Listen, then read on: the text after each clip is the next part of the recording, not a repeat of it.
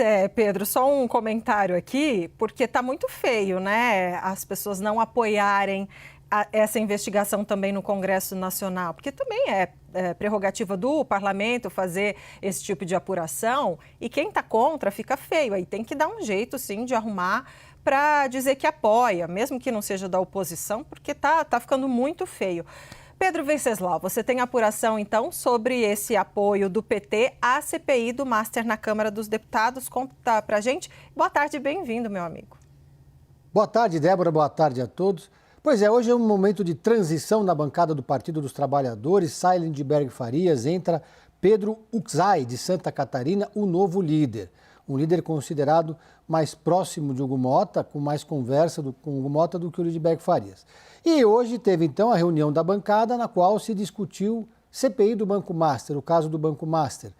E aí, durante essa reunião, então, o PT decidiu apoiar, quer dizer, ou liberar a bancada para apoiar a CPI do Rodrigo Hollenberg e também da Heloísa Helena, ou seja, a CPI do PSB e da Rede de Sustentabilidade, da Heloísa Helena. Dois partidos da base do governo, dois partidos de esquerda. E rejeitar a oposição, a CPI da oposição, obviamente.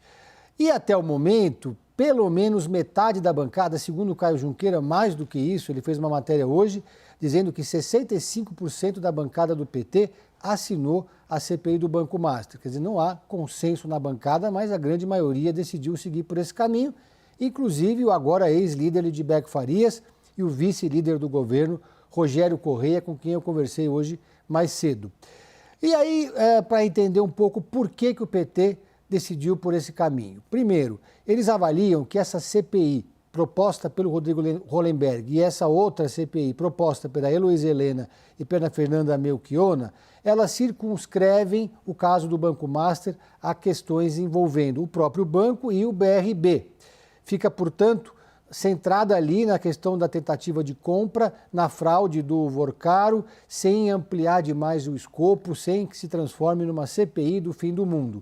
E, de certa forma, isso também é música para os ouvidos de parlamentares do Centrão, porque essa é uma CPI que pode atingir o Congresso de forma muito ecumênica. Esquerda, direita, centro, todo mundo tem todos os pontos do espectro político se relacionarem em algum momento com o Vorcaro. E aí eu me lembro de uma entrevista que aconteceu na semana passada aqui na CNN com o líder do governo, José Guimarães, que mostra o quanto que o governo e o PT estão, de certa forma, perdidos nesse caso, estão pelo menos tentando encontrar o norte.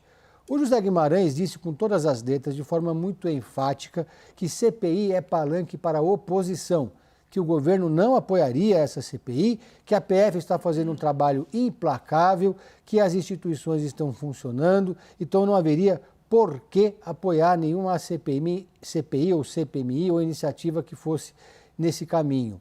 Isso porque o governo já temia que a CPI se transformasse em mais um palanque para a oposição, criar um ambiente de desgaste para prejudicar o presidente Lula, trazendo o tema da corrupção, que é um tema desconfortável.